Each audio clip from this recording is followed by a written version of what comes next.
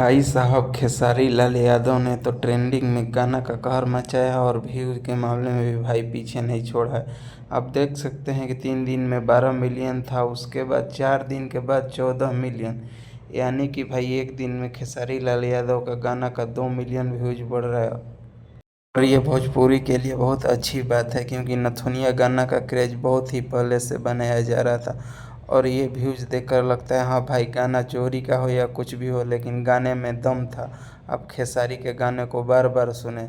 और इसी के साथ पवन सिंह का भी एक गाना आया था, भगवान करस, जिसका भी हाइप बहुत ज़ोरों शोरों से था।